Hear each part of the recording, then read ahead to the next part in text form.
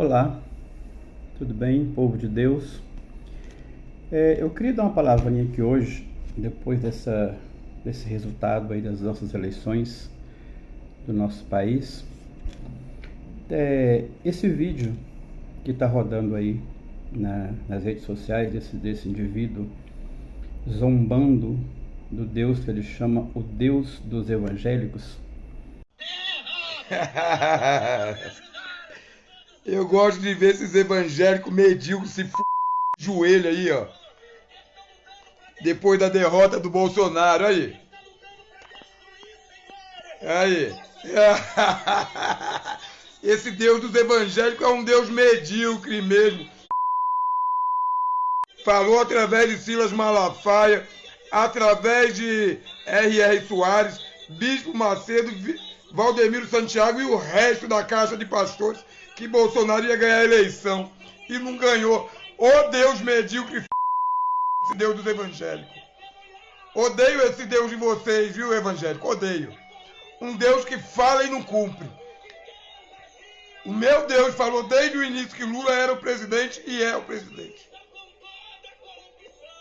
Aí, eu tenho que rir do Deus dos evangélicos. Ele está dizendo que esse Deus dos evangélicos é um Deus medíocre, que não cumpre o que diz, ou seja, que os evangélicos oraram, pediram a Deus para que elegessem um determinado candidato e Deus elegeu outro candidato. Por isso ele xinga, afronta o nome de Deus com xingamentos e diz que o Deus dele sim disse que o candidato dele seria eleito e foi eleito. Então esse Deus dos evangélicos cumpre e não promete, promete e não cumpre. Eu queria dizer para esse cidadão, que eu não sei quem é, não conheço, não sei o nome, também não é de meu interesse saber, mas dizer para você, povo de Deus, e para você que está porventura ouvindo, que vai parar para ouvir eu falar um pouco, eu sou um cidadão qualquer, não tenho representação nenhuma, principalmente em mídias sociais, tenho um alcance curtíssimo, quase não significa nada, mas sou um cristão que sirva um Deus vivo, um Deus verdadeiro e um Deus que está acima de todos, ao contrário do que colocaram nos últimos dias aí nas mídias também, dizendo que Deus não está acima de todos, ele está entre todos, ele está no meio de nós. Concordo com essa colocação, Deus realmente está no meio de nós. Mas estando ele no meio de nós e no meio de todos, ele ainda assim está acima de todos, porque não há ninguém acima dele. Por isso, Deus acima de todos. Mas para esse cidadão que está afrontando Deus aí, e rindo, achando graça, eu quero dizer o seguinte. Existem dois aspectos com relação ao que nós, evangélicos, pedimos a Deus e cremos. Primeiro, que nós cremos e colocamos debaixo da vontade de Deus. Nós declaramos para Deus que nós somos completamente, totalmente dependentes da vontade dele. Não é a nossa vontade a primordial.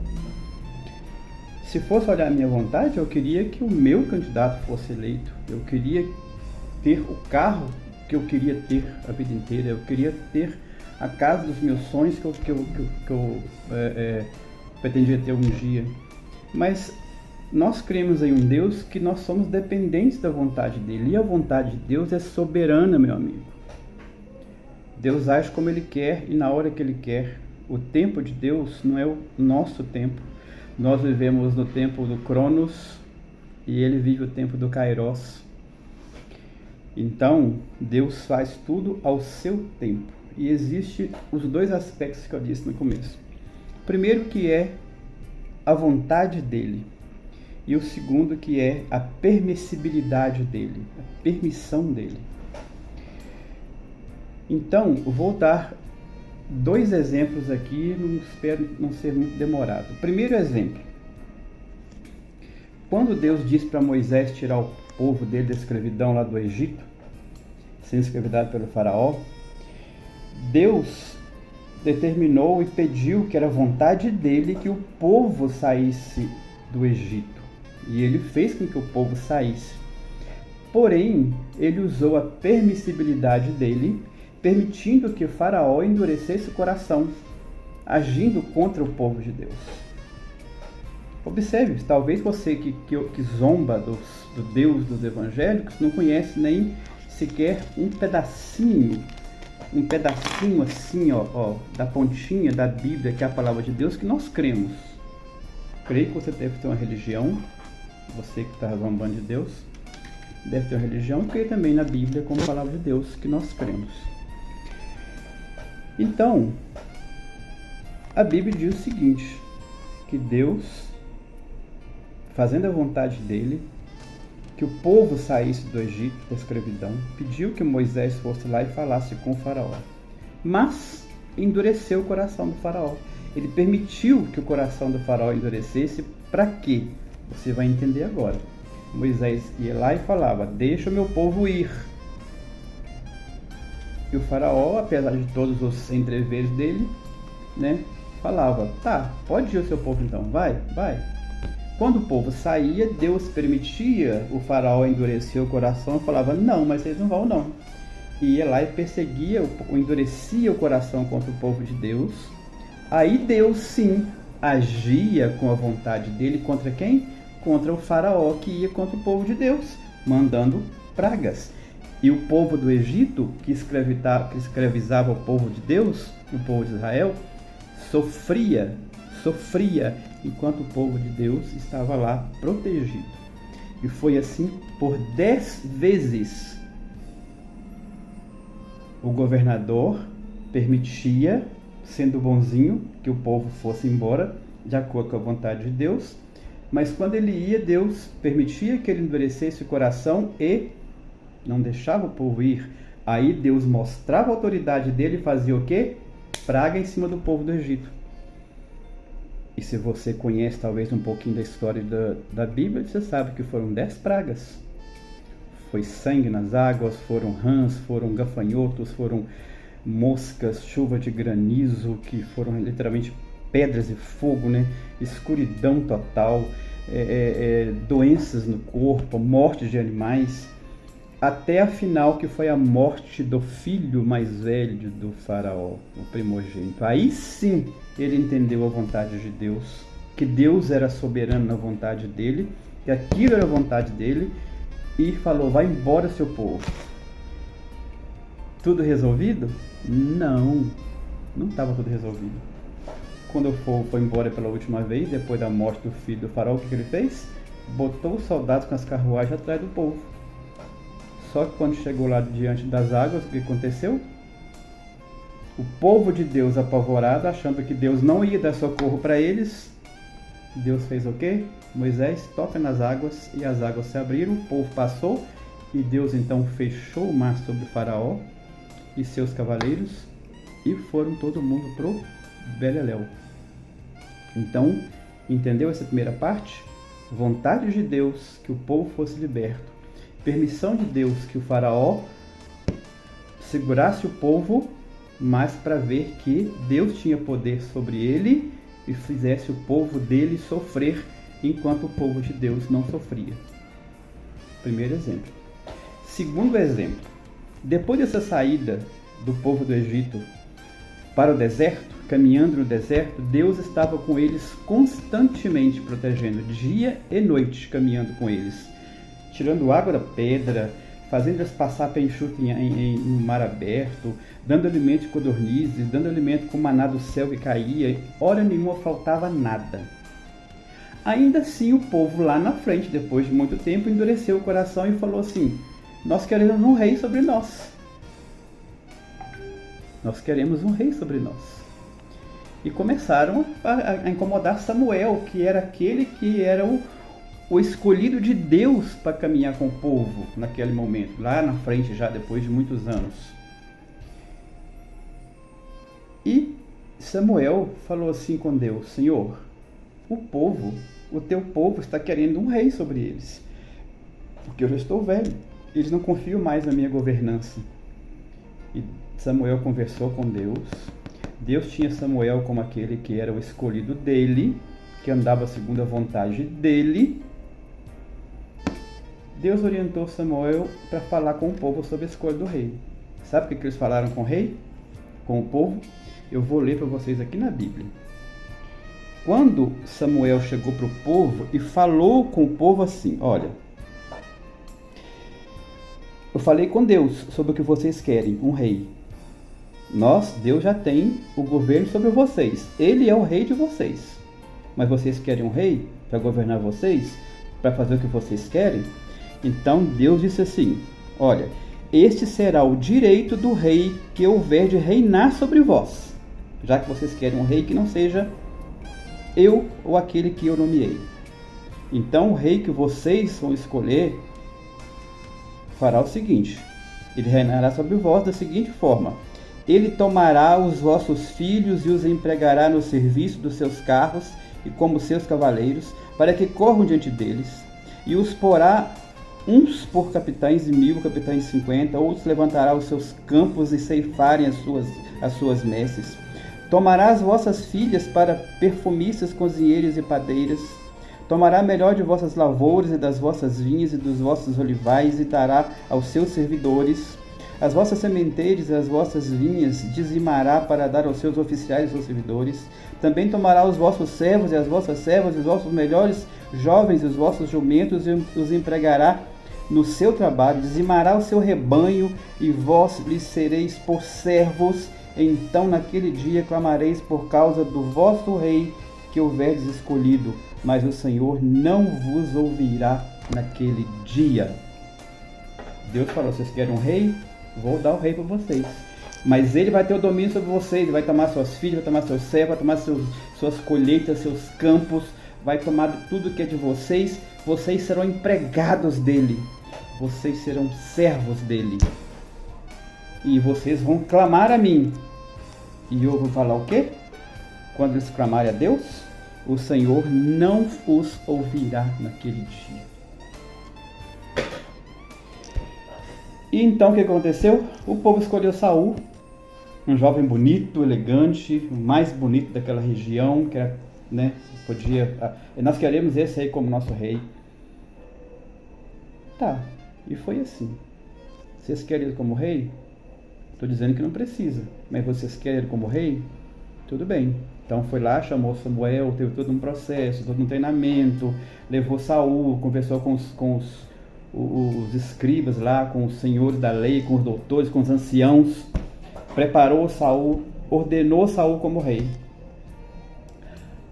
Saul foi ordenado como rei do jeito que ele quis, meu amigo. Olha, Deus fez a vontade dele. Não foi a vontade de Deus que nomeou Saul como rei que o povo queria. Foi a permissão de Deus. Deus permitiu que aquele homem reinasse sobre o povo dele, sobre o povo de Israel, onde ele era rei, onde Deus era rei. Deus permitiu. Começou um problema para aquele povo, porque Saul começou a desobedecer à vontade de Deus. Saul começou a andar fora dos caminhos de Deus. E Israel sofreu. O povo de Israel sofreu, porque Saul andava aborrecendo a Deus. Até que chegou determinado dia em que Deus chama a casa à ordem e fala: o seu reino, Saul, será tirado e entregue a outro. E Deus toma o reinado de Saul, que não fazia a vontade dele, e dá para outro. Transfere o reinado para aquele a quem ele, então, Deus queria que fosse o seu governante. Entenda isso, meu amigo, que fica zombando do nome de Deus, do Deus dos evangélicos. Deus permite que as coisas aconteçam. Quando nós oramos de joelho no chão pedindo a Deus para eleger um governante, nós sabemos que a nossa vontade é que tenha um governante como nós queremos, mas Deus age na vontade dele. Deus faz a vontade dele. E ele fala: não, o povo está pedindo, é aquele governante, então nós vamos eleger, eu vou ungir aquele lá como governante que o povo quer. Agora fique sabendo de uma coisa, meu amigo. Quando Deus permite a eleição de um ímpio, de uma pessoa má, de um governante mau sobre um povo, Ele permite, mas ele protege o povo dele. Ele protege o povo dele. Não desampara o povo dele. Se permite aflição, permite. O povo de Deus passa por aflições, mas é na aflição que o povo de Deus cresce. É na aflição que os milagres de Deus são mostrados e revelados ao povo. Nós sabemos disso. Você acha que nós não sabemos disso? Nós sabemos. Agora você zomba do nome de Deus. Nós não zombamos do nome de Deus, igreja. Por que, Deus, que nós te pedimos e você não fez? Nós falamos, Senhor, você fez a sua vontade. Acabou o pleito, nós colocamos o joelho no chão e falamos, Senhor, a sua vontade foi feita. Agora conduza o país de acordo com a sua vontade, como o Senhor quer. Guarda o seu povo, proteja o seu povo do governo do ímpio, do governo do mal. Então entenda, meu amigo, que zomba do nome de Deus, do Deus dos evangélicos. Esse é o Deus que nós cremos, esse é o Deus que nós servimos, esse é o Deus que ainda que Ele faça aquilo que não é o que nós queremos, nós cremos nele e falamos, Senhor, muito obrigado. Porque no momento de alegria, nós te agradecemos. Nos momentos de tristeza, nós também te agradecemos. Nos momentos de vitória, nós te agradecemos. Nos momentos de derrota, nós te agradecemos também. Porque o Senhor é Deus em qualquer circunstância. Em qualquer lugar, o Senhor é Deus. E nós cremos nisso. Deus faz a vontade dele e Deus age segundo a permissão dele. Fique atento a isso. Nós temos um governo agora eleito que o povo pediu. Você crê que foi a vontade de Deus? Ou que foi a permissão de Deus para que o nosso país sinta o poder de Deus sobre a nação? Pense nisso quando você zombar do nome de Deus. E que o seu Deus, com certeza, não é mais forte do que o nosso Deus. Nós cremos em um Deus poderoso. Eu peço a esse Deus poderoso que abençoe você na sua incredulidade, na sua arrogância, na sua postura ímpia. Ainda assim, Deus te abençoa, porque Ele é justo, Ele é benevolente, Ele é misericordioso e tem um amor imenso pelo homem que Ele criou. Mas Ele também é fogo consumidor. Pense nisso.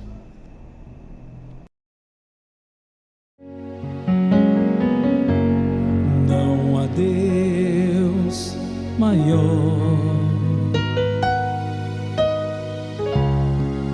não há Deus melhor.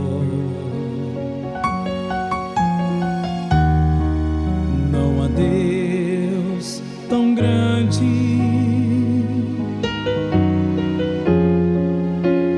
como nosso Deus. Não há Deus maior, não há Deus melhor.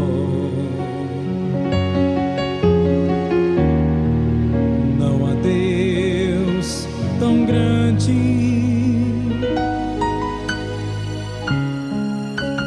como nosso Deus.